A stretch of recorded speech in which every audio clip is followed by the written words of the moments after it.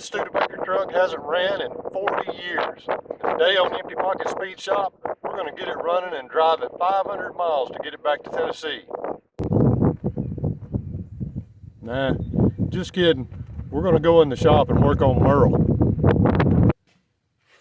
Man, I just had a nightmare that I was out in a field with a rusted out Studebaker truck like Merle, and I was going to have to get that thing running and drive it 500 miles.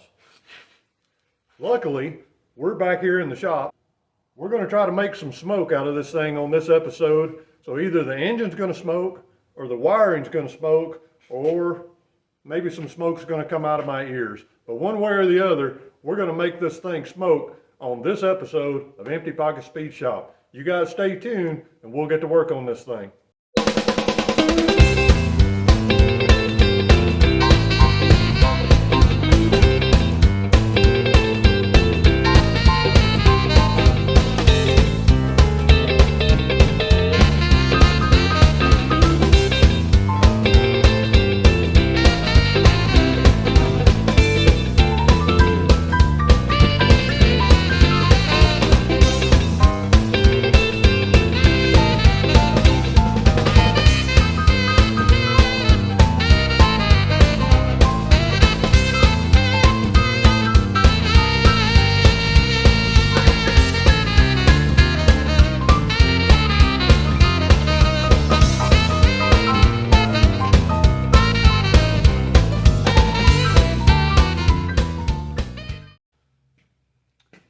Hey y'all, Sean here, Empty Pocket Speed Shop.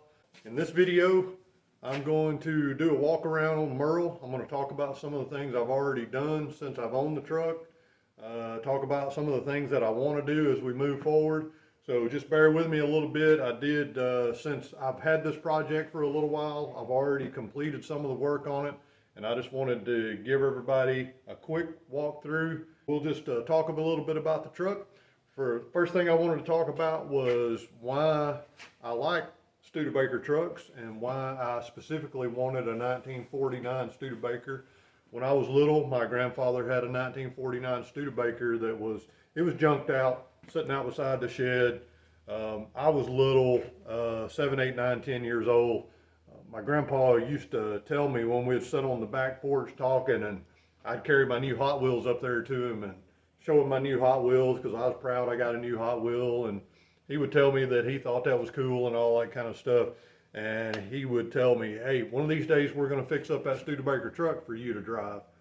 And I was always excited about that. I'd go out there, open up the door, sit in the truck, play with the steering wheel, make engine noises or whatever little boys do at 8, 9, 10 years old.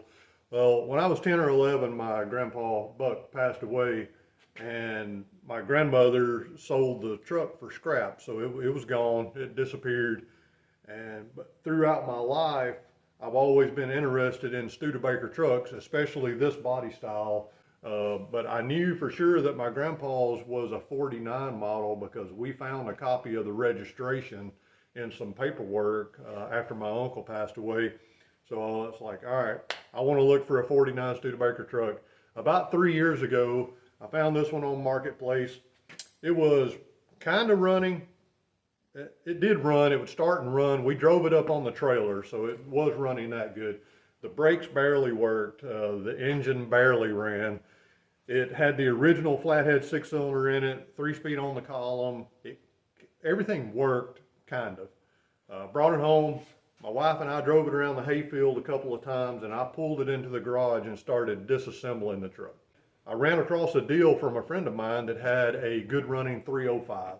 And for Merle, I just wanted to build a good street cruiser. I'm not going to do any racing in Merle. I'm not planning on pulling a trailer with Merle. Merle is going to be a cruiser truck, and maybe run to town to get horse feed or dog food or whatever it is that I think I need to run to town. It'll just be my running around truck, kind of a shop truck, a parts runner, that kind of thing.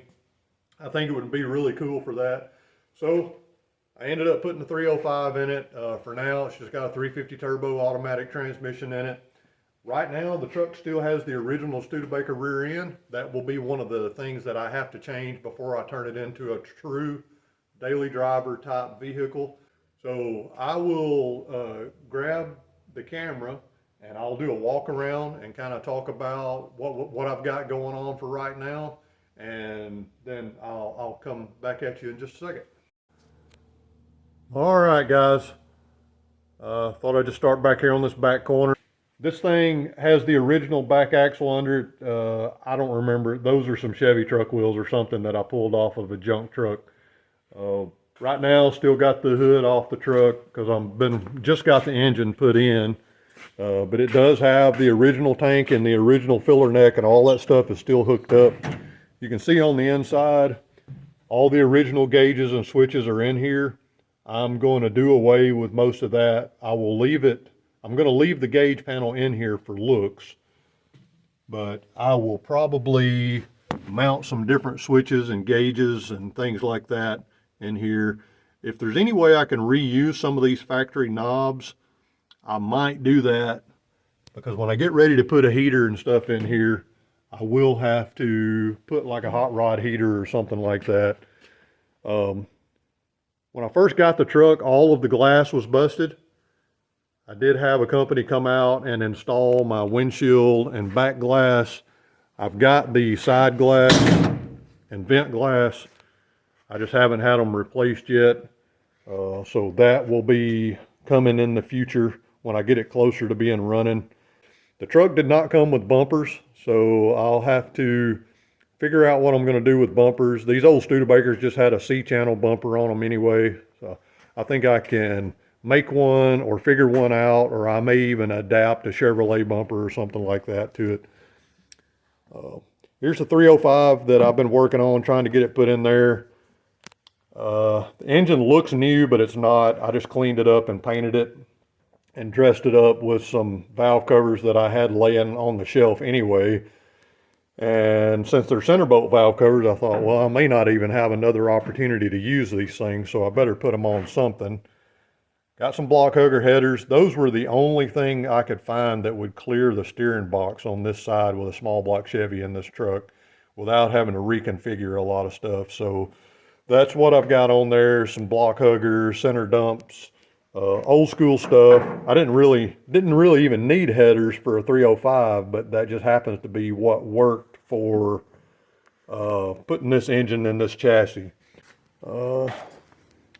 Underneath, when I get the truck up on the lift, I'll show some of the disc brakes and steering components that I still need to replace and things like that. But just giving you guys a general idea of where I'm at on the truck. Not sure yet what I'm going to do with seats. For now, these low back buckets that I've got in here that came out of something, I don't know, I bought them at a yard sale. So they fit in the right spot. So they'll work for now. I'll probably take that house carpet out of the truck and do something different there. I said I still got to get all the glass and stuff fixed, get all the holes in the firewall fixed before I can drive it anywhere. So, same as the front, I've got to fabricate something for a back bumper. I don't have a back bumper. I've got to repaint the tailgate because the guy that painted the truck, I bought the truck with this paint job already on it, and he didn't clear coat the tailgate, so I'm probably going to sand it down and just redo the whole tailgate. So that's a little walk around video of where we are with Merle. I'll talk a little bit more, and then the next thing we do, we're going to get back started working on this thing. All right, so that's the walk around. That's a little bit of an update. That's a little bit of why I wanted a 49 Studebaker truck and why that was one of the vehicles on my bucket list of cars. As we talk about some of the other cars that I own, I'll give you a little bit of backstory on them. Some of them have some pretty good stories. Some of them are just cars that I really wanted. So for now, I'm going to turn this off and I will get situated. And the next thing we do is going to be getting under the hood of Merle over here and try to finish up some of the work that we got going on. So still got a lot of work to do, but we're going to take it one step at a time, and I'll walk everybody through what I got going on under the hood when I get the camera set up and get ready to start turning some wrenches on this thing. So stay tuned. We're going to get some work done on Merle.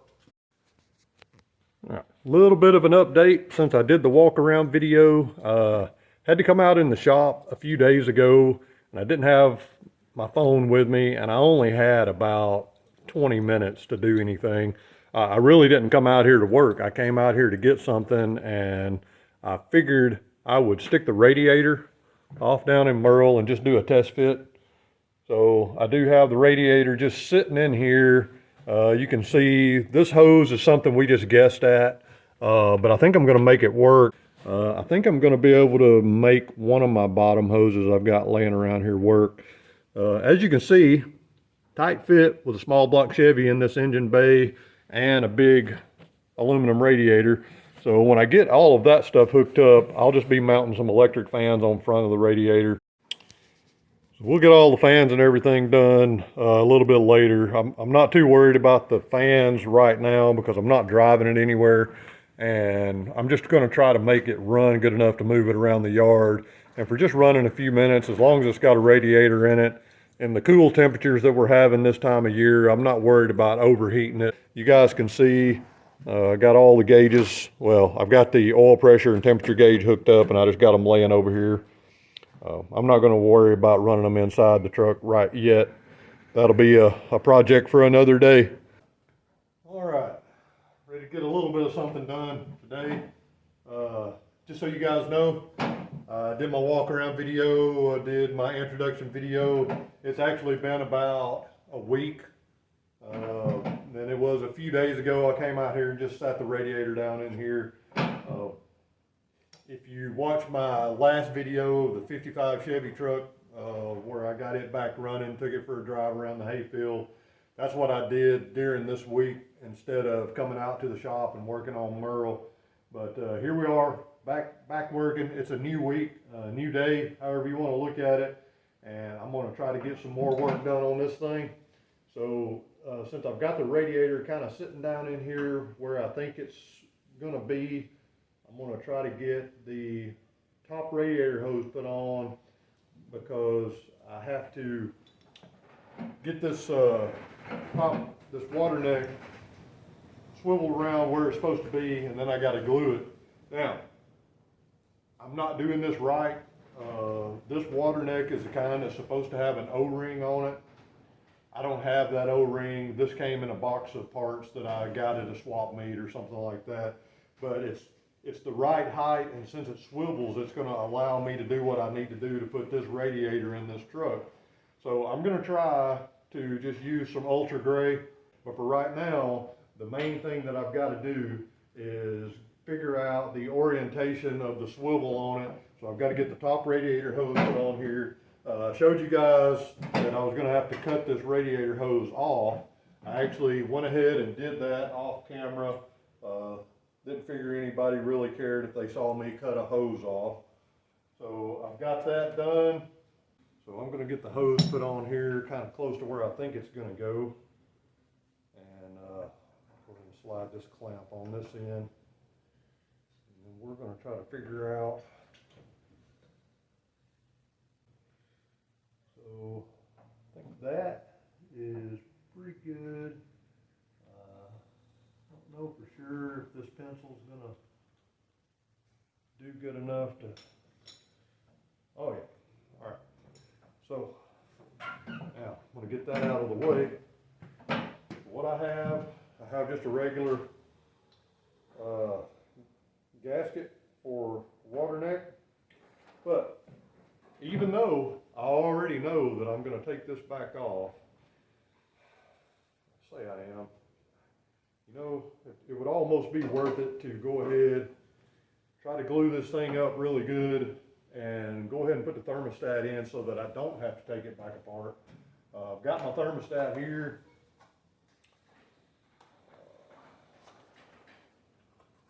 So I am putting a new thermostat in it. I think I went with a 180. So I think that is what I'm going to do. I think I'll go ahead and finish cleaning up this gasket surface right here, and then we'll put the thermostat in, get this glued on, and then if it doesn't leak, then I don't have to take it back apart. But it would probably, what would happen to me is I would put it together this time. If I don't put the thermostat in, I'll put it together and it won't leak. And then I'll think, okay, I've got to take it back apart so I can put my thermostat in. And when I put it back together the second time, I'd never get it to seal again. So we're gonna go ahead and finish cleaning out this gasket material right here where the thermostat is supposed to go. Looks like whoever was running some of this stuff last, I don't know if this thing had a thermostat in or not, which that somebody would have been me. Now one of the things I got to figure out is if my tube of Ultra Gray that I have laying here on my toolbox is still pliable. I've got a new thing if this doesn't work out, but looks like I'll still be able to get some out here. I know you're supposed to put a nail or a screw or something like that in, but I can tell you the last time I used this, I was in a hurry. I don't remember what I was working on. But whatever it was I was working on, I was in a hurry to try to get it done, so I did not put the nail in here and try to keep it from drying up on the tip and all of that stuff that you're supposed to do.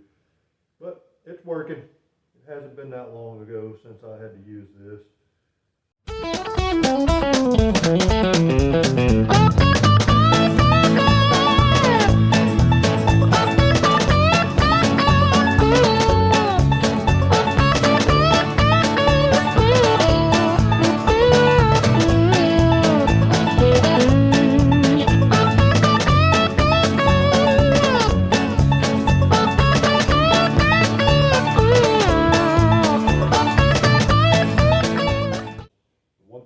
Probably should have done before I did any of this.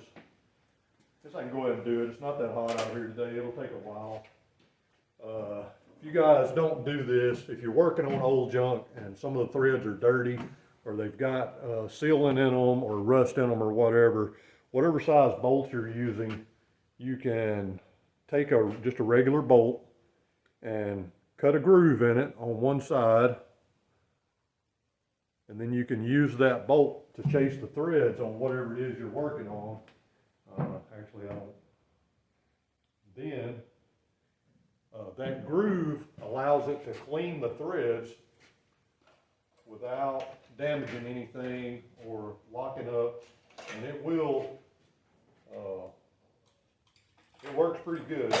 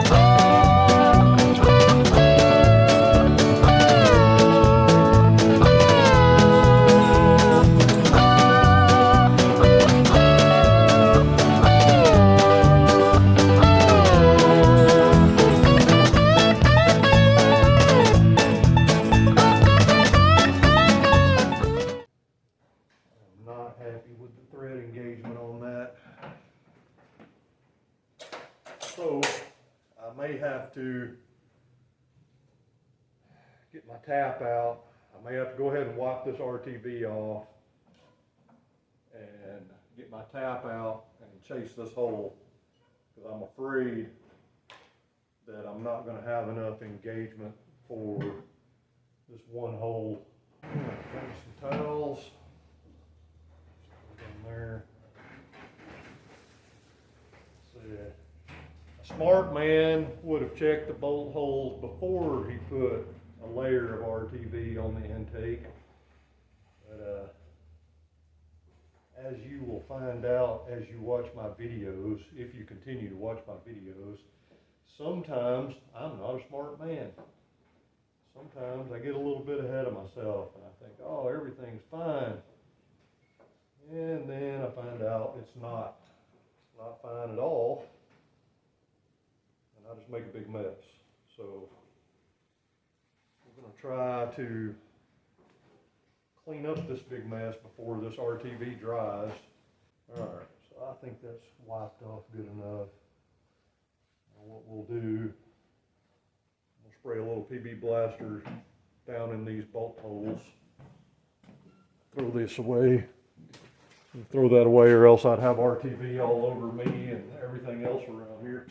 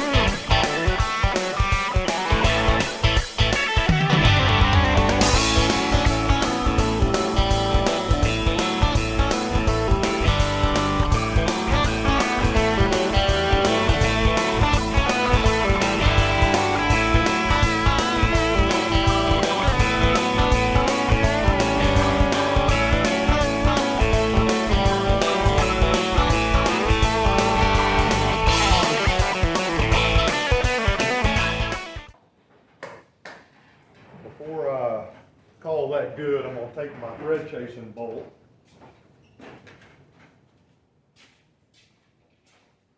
going to run my thread chasing bolt back down in here and see how much thread engagement I have now that I have chased a tap. There we go. Okay, so chasing it with a thread, I now have a 1/2 inch of thread engagement on the hole that I was worried about. Pull that back up, put it up there, clean this up. All right. I think I have got everything cleaned up pretty good. Ready to start putting everything back together again.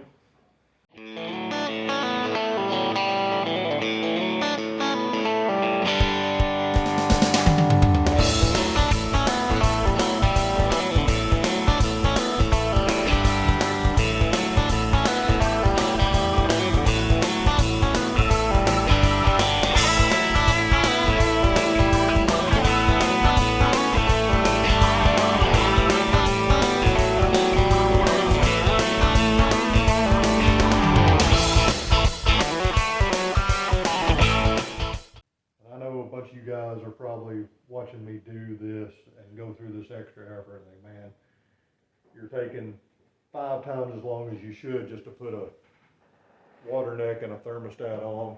But it's one of the things, guys, when I'm out here working on my hot rods, most of the time, unless I'm trying to make a deadline, like get ready for a race on Friday, or I got a car show to go to, or whatever it is, this is my happy place. I come out here to enjoy myself, so if I get bent out of shape over time, or how long it takes me to put a couple of bolts in or a thermostat on or whatever it is, if I start worrying about that kind of stuff, then I'm not having fun anymore. And, you know, I told you guys in my introduction video that one of the reasons why I'm doing this is because I want my future generation, my family, and even my kids, my adult kids that I have now, I want my kids, my grandkids that I already have, and maybe if I have future grandkids, that they can watch these videos and see that I enjoyed doing this, and that's why I do it. I don't do it because I have to. I'm definitely not making any money at it. I spend way more than I would ever make, and you know, I'm just now started doing YouTube videos, so I'm absolutely for sure not making any money off of YouTube, and probably never will. But I do enjoy coming out here and working on these old cars. But I'll tell you something that I don't enjoy, and that is doing something and rushing through it, and then have to go back and redo it because I didn't do it right the first time. to a certain extent. You know, I told you guys in my introduction video, I don't always do everything exactly the right way, but I try to put things together that are not going to leak. I try to put things together that are going to be reliable.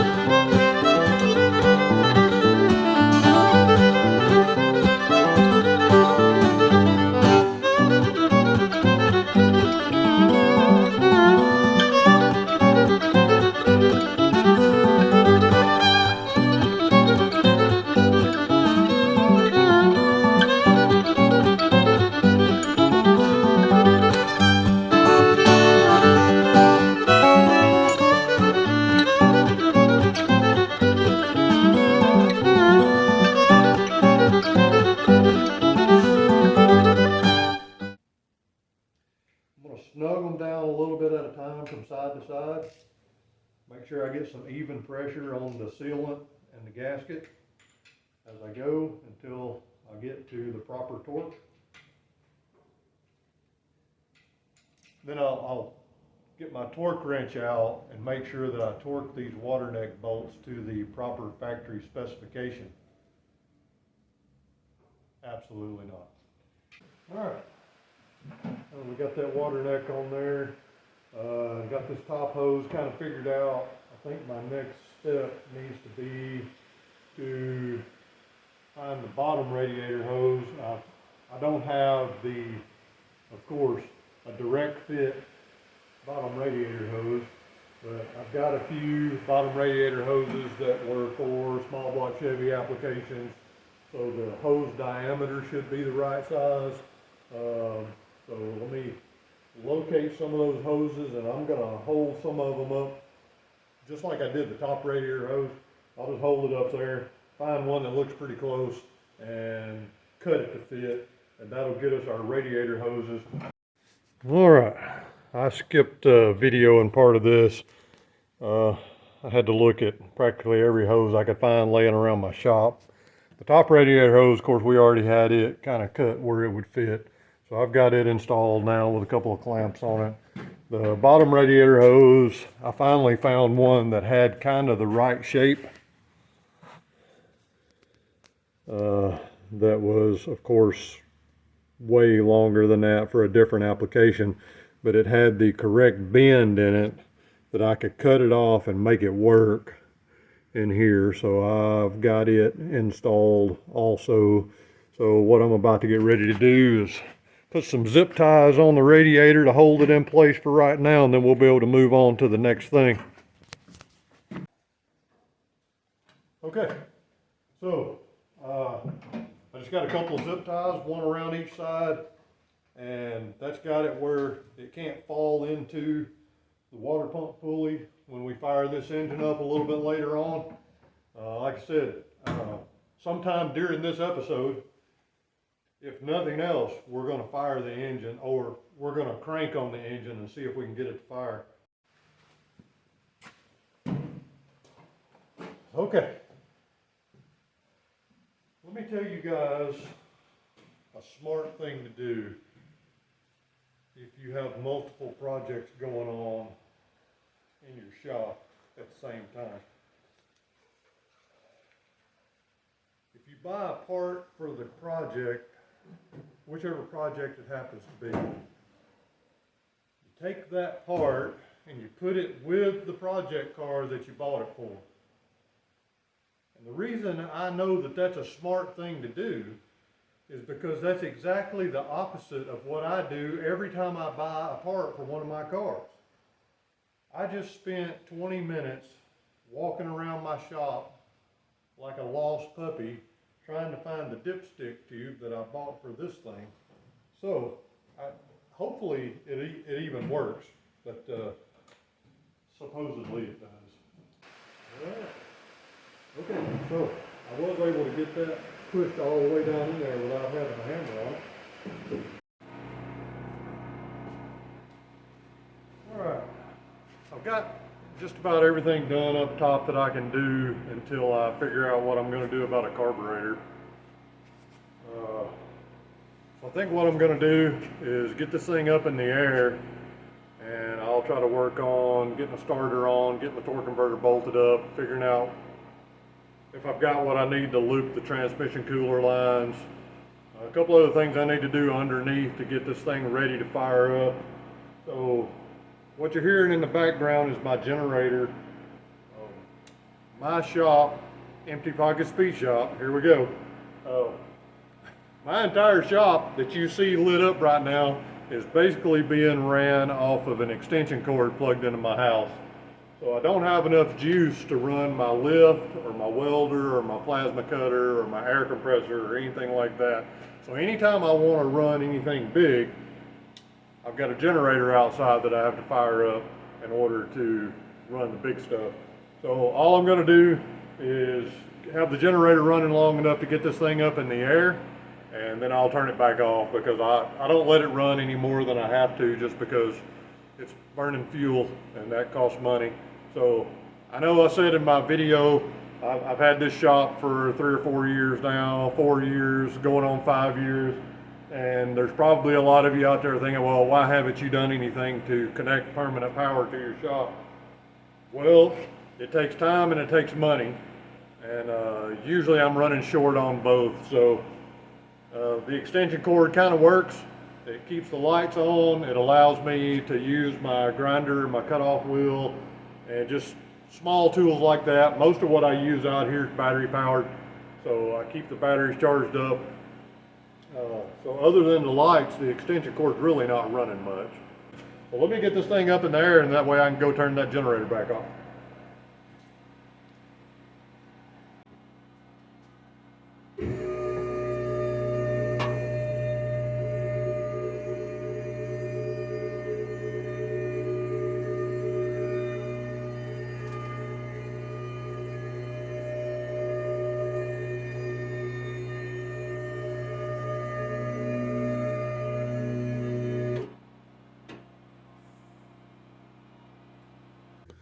We're going to get the starter mounted.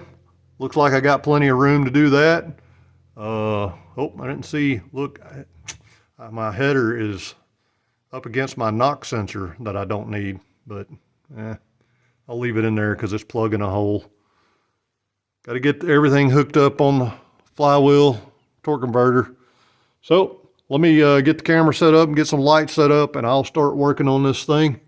When I get it all installed, I'm hoping it'll work like I remember it working. So this is the difference.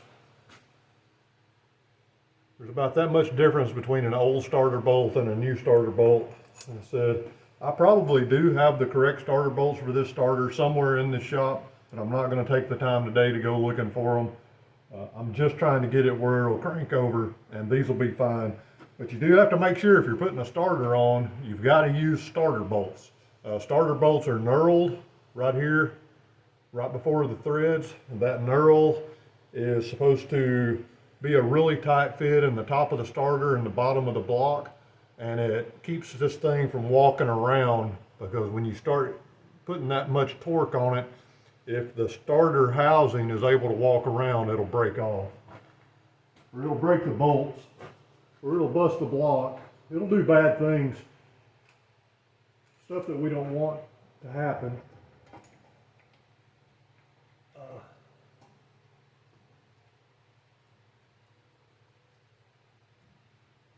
Now I will say, the mini starter that's on Roscoe, Roscoe's the white 79 Monte Carlo that you see in that intro video. The mini starter that's on Roscoe has been on there for 2.5 years, and I didn't have the right bolts when I put it on either, and we put spacers on it like this, and I've never changed them back out. So it does work. So you can just put spacers on the old style bolts, and they'll hang down a little bit, but it really doesn't create any kind of a problem.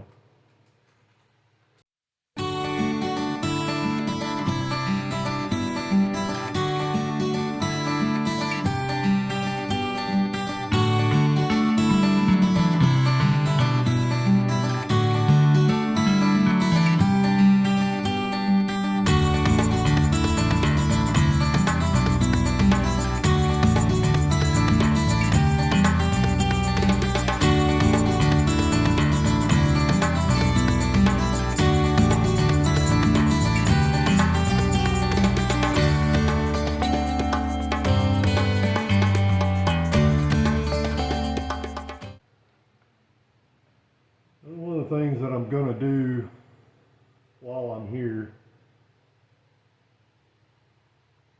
is I've got the vacuum line. So on a 350 turbo,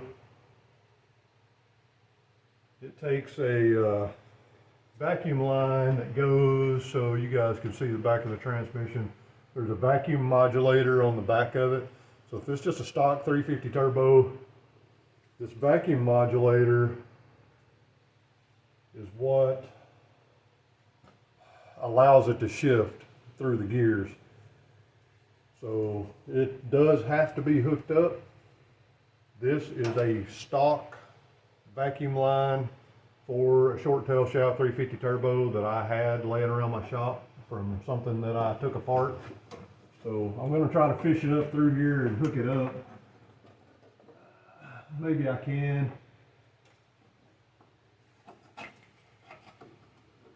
Probably should have done this.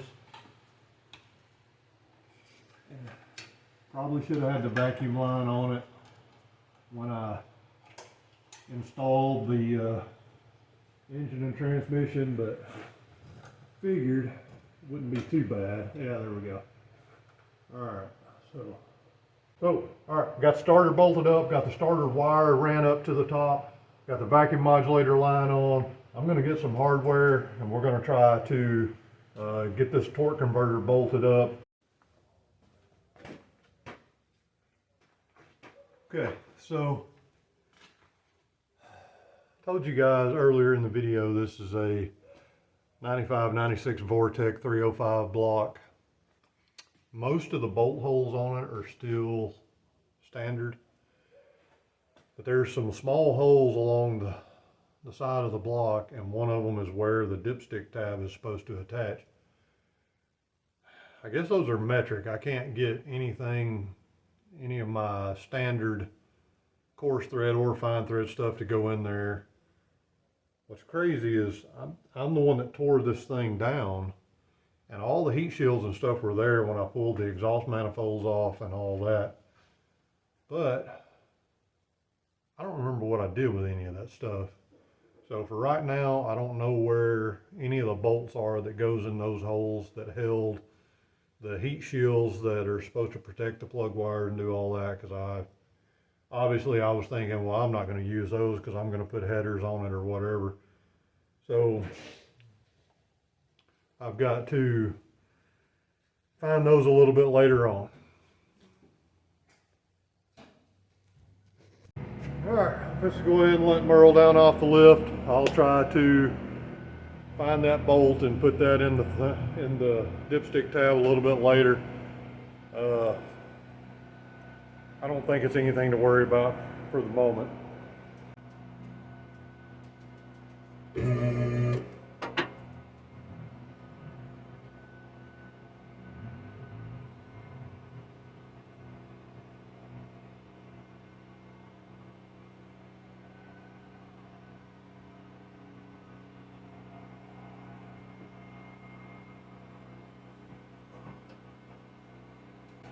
All right, got Merle down out there.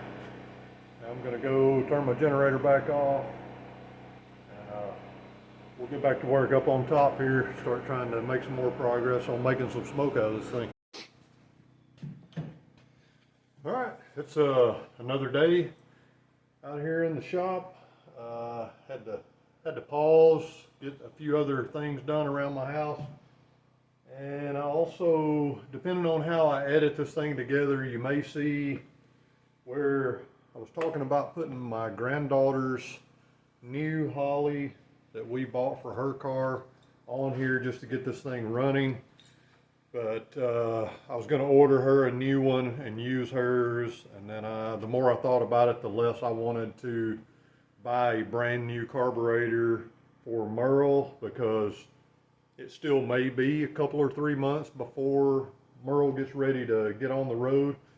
You know, my goal is to have this thing streetable by the end of the summer, but it's January, February, 1st of February. So I decided to get one of my carburetors from up off the shelf that's been sitting around a while. Cleaned it up a little bit. I made sure the accelerator pump was pumping. put some brake clean down in the bowls and pumped it, and it looked like everything was going to flow, kinda. It'll run. I think it'll run. So that's what I'm going to do.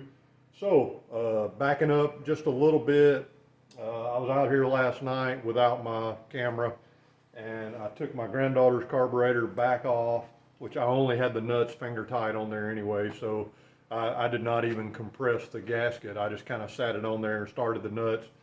So I took hers back off and put it back over there on her car. Her carburetor has never had fuel run through it, and I knew as soon as I ran fuel through it, then it's no longer a brand new carburetor. So I just put hers back on her car, grabbed the one off my shelf, cleaned it up pretty good, got it sitting on here. So I'm going to show you guys what I've got on here, and then my goal, I've been talking about the whole video. I really want to make some smoke with this thing. I've got a few more things I got to do to it to make it where I can drive it out of the shop, but I'm going to focus on getting the engine started. And if I can start it, then that may be, I edit this video, put it together, get the engine started, and that's this week's video. And then next week's video might be me finishing up the throttle pedal and getting a few other things, getting the hood put back on, getting a few more things done where I can back it out of the shop and go do something, drive it around the field or whatever, because I started looking through my content last night, and all the work I've done so far this week, I've got hours and hours of video to comb through and try to put something together that I think that you guys will want to watch and be interested in watching. So let me take just a moment right now, because I'm somewhere in the middle of this video, or I'm probably towards the end of the video now. If you haven't subscribed to my channel, but you're watching the video, thank you for watching. I appreciate that. As I stated in my introduction, I'm not trying to make a living off YouTube, but I'm going to admit that it would be nice to be able to get a little bit from all the work that I'm putting into the content here. So click that subscribe button. It doesn't cost anything to click the subscribe button, but in order for a YouTube channel to get to the place where you can make any money at all off YouTube, you've got to have a certain number of subscribers, and you've got to have a certain number of hours of viewership. So we're working on both of those. I know it's not going to happen overnight, but all you guys that are watching my video, man, click the subscribe button. I know it's a few extra clicks or whatever it is, but just hit that button, and when I get enough subscribers and get enough views, then I might be able to start getting a little bit back from all of the time and effort that I'm putting into these videos. But if it never happens, that's okay. I'm going to keep making content. I'm having a really good time with it, and I'm leaving something for my kids and grandkids to watch. Their pops out here working on cars and trying to have a good time, and sometimes acting a little goofy, and that's okay. So let me get back to work on this thing. We're going to try to make some smoke pretty soon, I hope. All right, what I had this Holley, it's a 600 or 650. I don't know. It's been so long since I bought it. It's just been in a box on the shelf for quite a while now. So you can see that's the carburetor I got on here. I've got my solenoid mounted right there. I don't know if I showed you guys that last time. I've got a battery sitting here in the floor. I think what I'm going to do is try to just get the wires and fuel line and all that hooked up where I can go ahead and try to fire this engine up. All right, you guys are, if you're working on old Chevrolet stuff, or if you're swapping whatever it is you're working on, whether it's a Ford or a Dodge or whatever that you can buy drop-in HEI ignition, you can go to probably any parts house. I got this one at O'Reilly's. They had it hanging on the wall, didn't have to order it in. So you can get this axle. There's the part number. And what this is a pigtail that plugs into an HEI distributor, and it gives you a hot wire and a tack wire, and you don't have to fight with just individual terminals and all that kind of stuff. This plugs straight into the distributor, and then you can just tie your wires into it. So I bought one of those to make it easier to wire that part of it.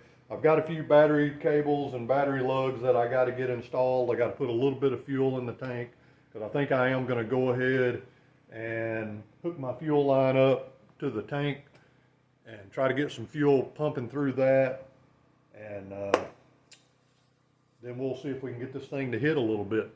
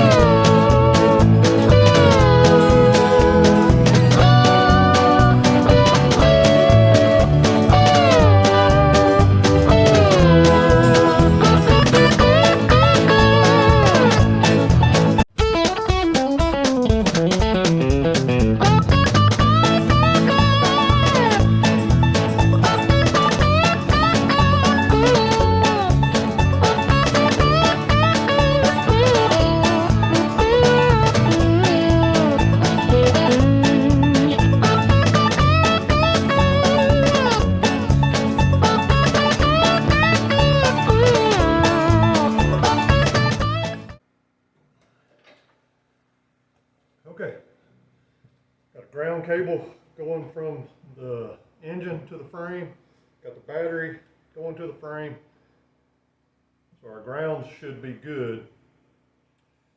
Now all I've got to do, like I said, temporary stuff. Hopefully some of my temporary wires are long enough to do what I'm wanting to do. If not, we'll figure something else out. But,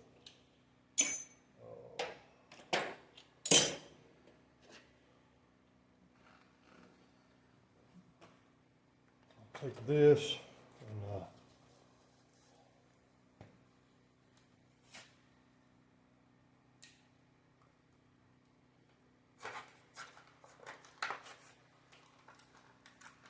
push the wires back so that I can hook onto it.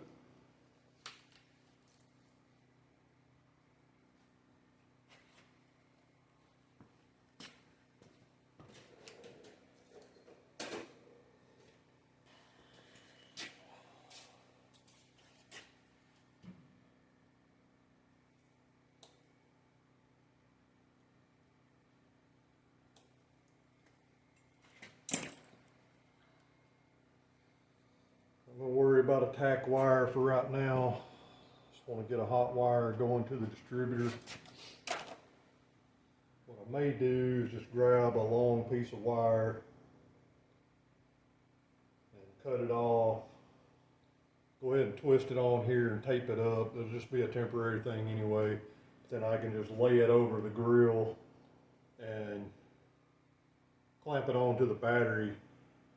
That's probably going to be the best thing to do, because and then I can use my alligator clip stuff to turn the fuel pump on and off. So let me grab a piece of wire that's long enough to reach from the distributor down here to the battery.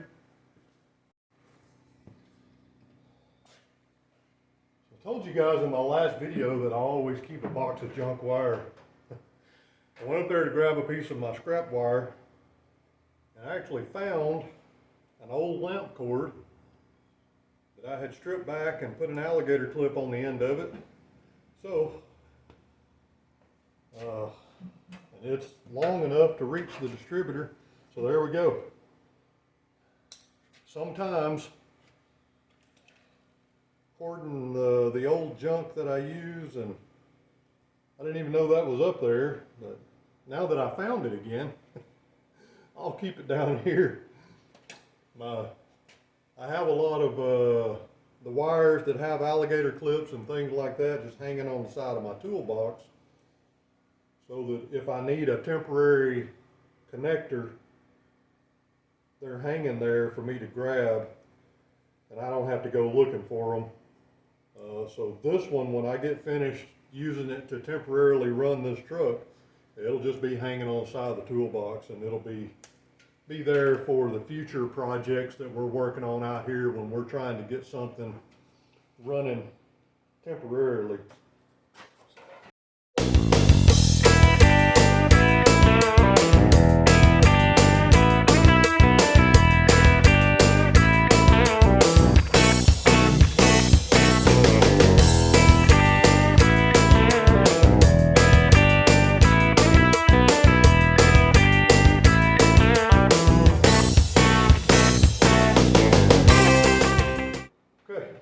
What I'm going to do real quick, I've got a few gallons of fuel, I think, that I can pour in the fuel tank on this thing.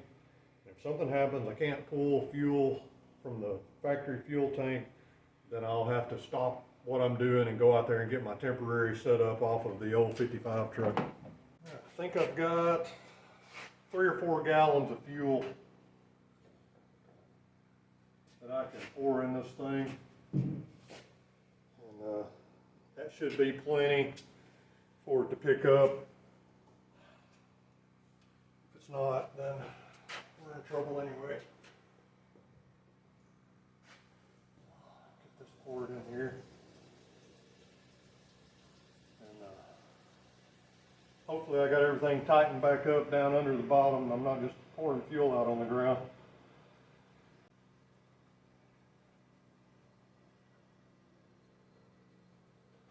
I do use 90 octane ethanol free in all of my fuel jugs that I keep out here in the shop. The main reason is these are the jugs I use for my lawnmower, but it also helps if I'm trying to get something temporarily running. All right, let me find my fuel pump and we'll get it unboxed and try to get some fuel lines hooked up, and we'll be ready to see if we can get some fuel up here. And I'll turn the pump on, let it pump through the line a little bit, and I'll pump it back into my jug there. And as soon as we get the fuel system where I know it's pumping right, we'll hook it up to the carburetor. Okay. If you didn't watch my last video to see the part number for the electric fuel pump that you can get from O'Reilly's that you can run on a carbureted engine with no fuel pressure regulator, there it is again. This fuel pump, for whatever it was called out for, I've used it on a couple of projects. I have not used it really long term to see if it really does last very long, because usually I'm just putting it on something to get the project running and then I sell the project. But so Merle here will probably be the first time that I have hooked this system up and tried to use it long term. But one of the things I like, you buy this part number, it comes with the brackets and clamps and just about everything you need to hook it up. It has the barbs to go in it, and it's got a clamp and some bolts and stuff like that also. But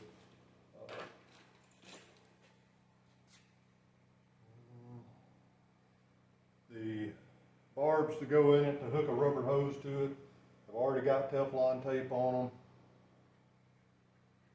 So we're going to hook these up.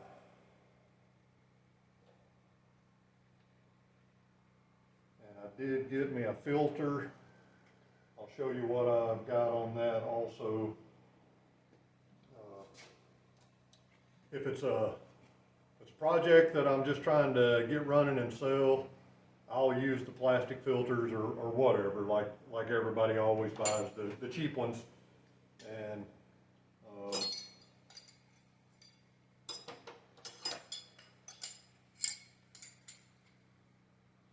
but on a project like this that I know I'm keeping the truck, and the fuel filter is something that I won't have to redo 2 months from now when I get this thing going a little bit better than it is now. So I buy the reusable, cleanable filters that have the centered brass insert in them. I'll show you what I'm talking about on that.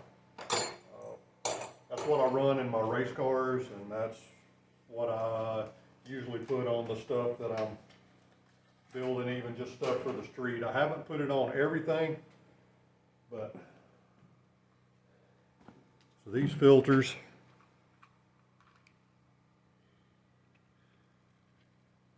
have the little brass insert in them, and they just unscrew. It's a 2-piece housing. That brass piece is in there.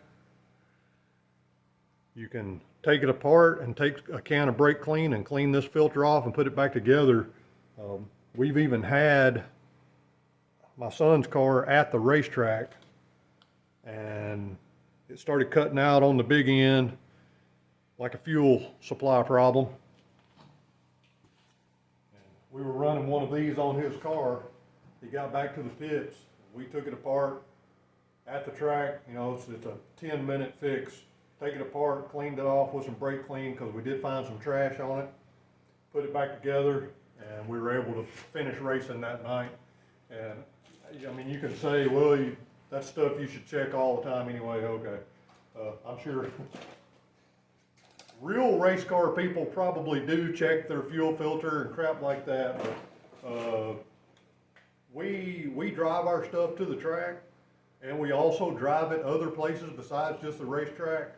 So it's just a regular car, it's a street car.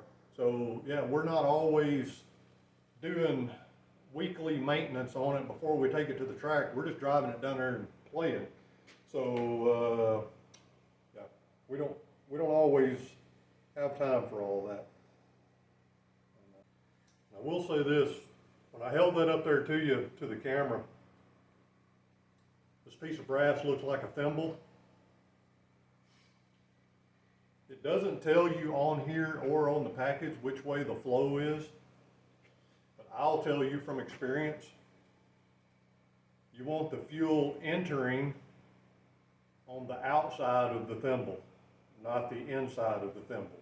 The filter will filter either direction, but when it comes time to clean it out, you want all the trash on the outside of the thimble. That way you're spraying brake clean into the inside and blowing the trash back out. If you hook it up the other way, where you have the dirty fuel coming into the inside of the thimble and then that inside gets packed full of trash, you can still clean it out. It's just a lot harder. So I'll share that little bit of experience that I had the one time that I had mine mounted the wrong direction, and took it apart to clean it and realized that I should have put it the other way.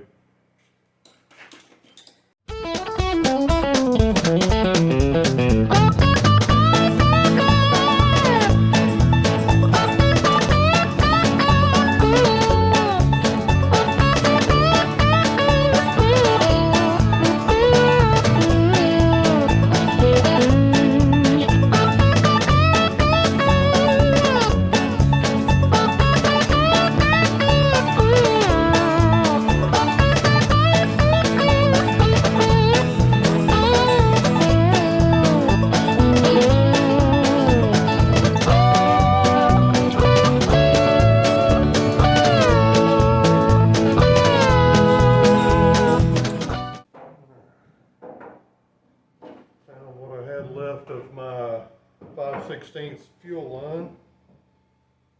Get hooked up to the pump here.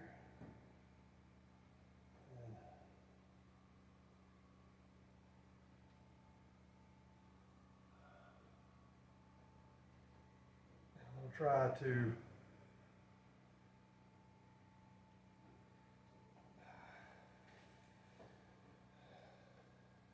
get my jumper wire and turn the pump on, get some fuel flowing up through here so that I know I'm getting fuel.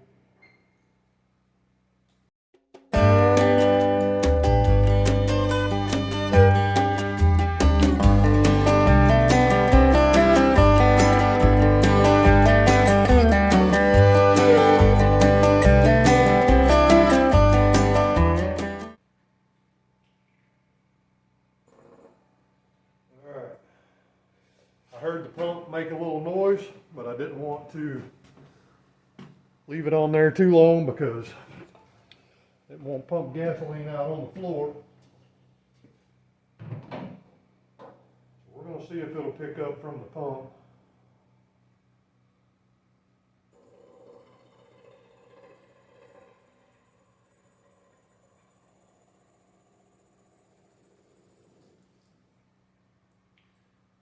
Well, I did exactly what I said I didn't want to do and pump some out on the floor.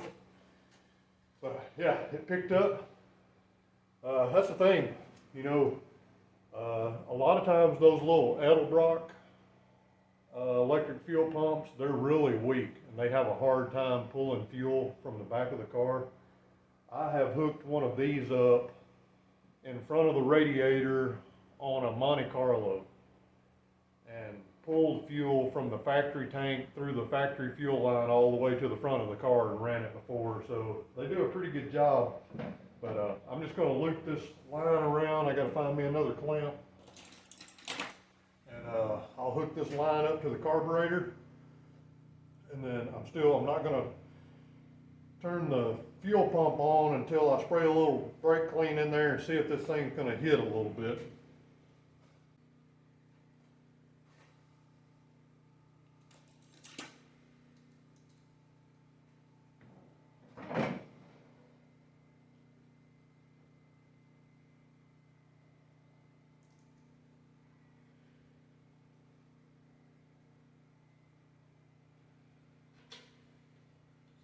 I've actually got enough stuff hooked up now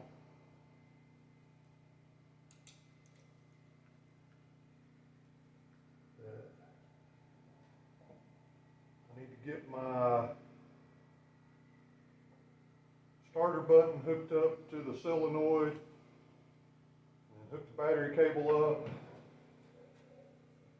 spray a little brake clean in this thing and see if it's going to hit just a little bit. And if it does, then we'll try to start it. Get it started, then we'll put some coolant in it, get it running, and go ahead and get the timing light out and try to get the timing set. And that's where we will be for the moment.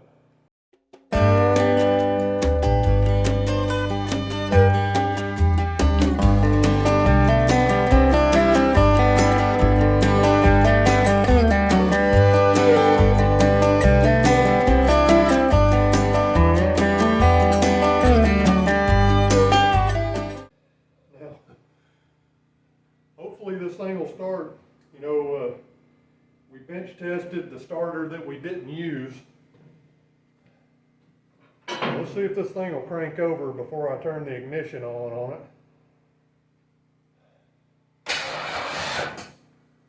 All right, it does crank over.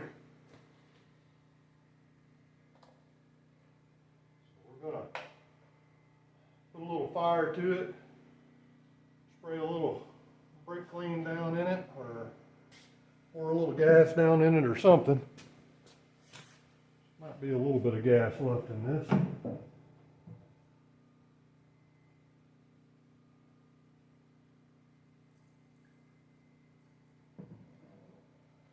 Yep, had a little bit.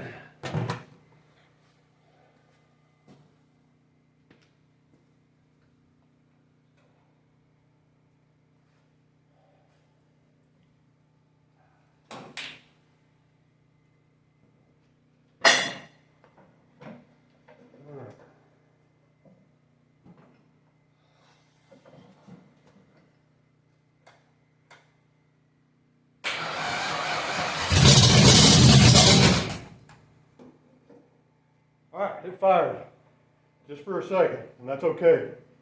I wanted to see if the timing was close enough that it would actually hit. Now I'm going to go ahead and turn the fuel pump on.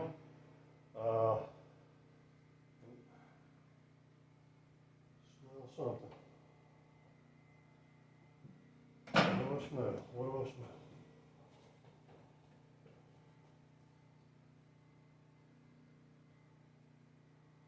Hang on just a second, because I've only got a couple of wires hooked up on this thing. I don't know if I'm just smelling what just came out of the exhaust, which there is paint on these headers. Where the guy that I got them from, he painted them. There's paint all over the engine and everything where I painted stuff. I'm just trying to make sure I don't have a wire smoking.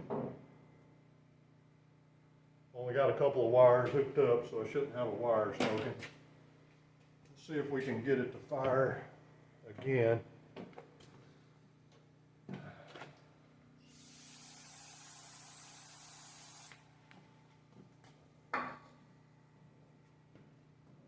I'm going to hook the pump up on it, see if we can get this thing to run.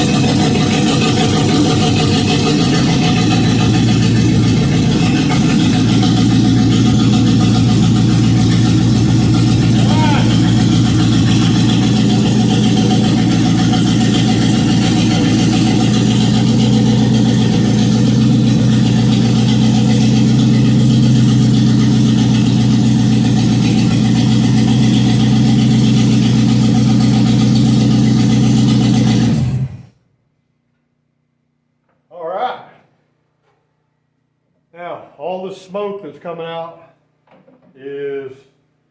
looks like it's coming from the paint on the headers. There may be some other things that it's burning off down there. This engine was really dirty when I got it, and I cleaned it up with some stuff and then painted it, but I didn't even think to look at the oil pressure. So I'm going to fire it back up and look at the oil pressure real quick, and then we will pour some coolant in the radiator so that I can let it run longer. I don't want to let it run too long without any water in it.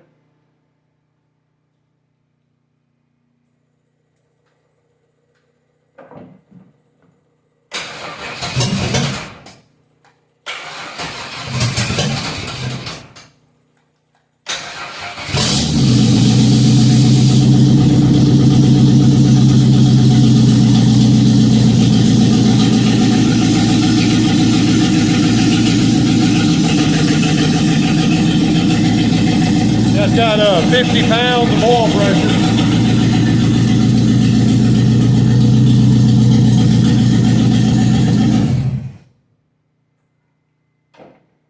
All right, so this thing, if you couldn't hear me over the engine, got 50 pounds of oil pressure, so that's good. So yep, what I'm going to do now is go ahead and get some coolant. I got a jug of coolant around here somewhere. I'm going to pour some coolant in the radiator.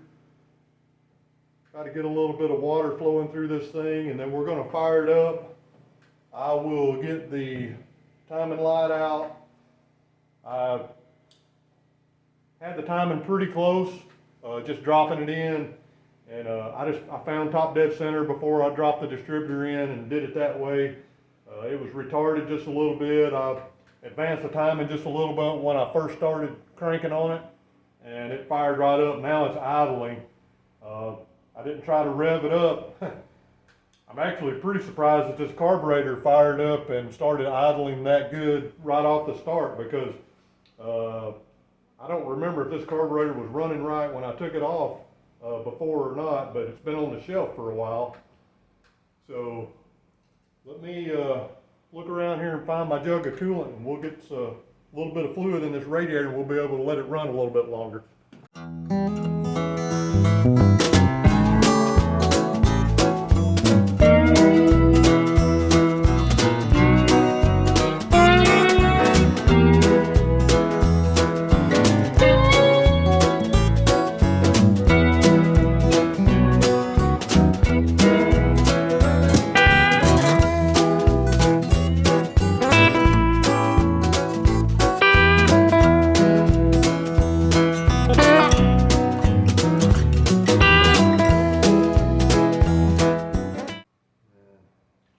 Grab my timing light before I fire this thing back up and go ahead and get the timing light hooked up.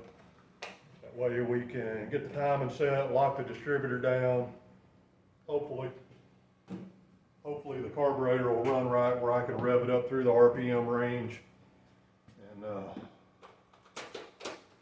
we can get the timing set on this thing.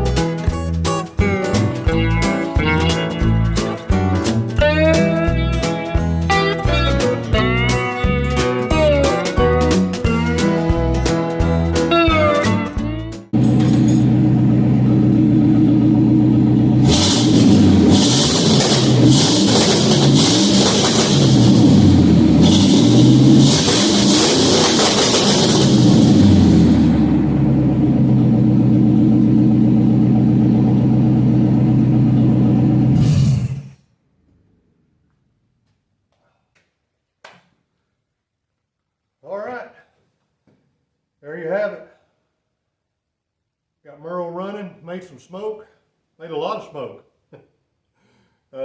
All that smoke that was coming up was the red spray paint burning off of those headers. I expected that, but I looked over everything while it was running, while I was setting the timing and everything on it. I don't see any oil leaks. The thermostat did open and it boiled a bunch of coolant out, so now it has it's flowing coolant through it. When it cools back off, I'll be able to take the cap back off, top off the system. I didn't see any leaks in the cooling system, so that's good. Don't see any oil leaks. I didn't really test the transmission because I know it needs fluid in it, and I don't have my jug ready to pour transmission fluid in here yet. For this week though, that's what we did. We got this thing running like we wanted to.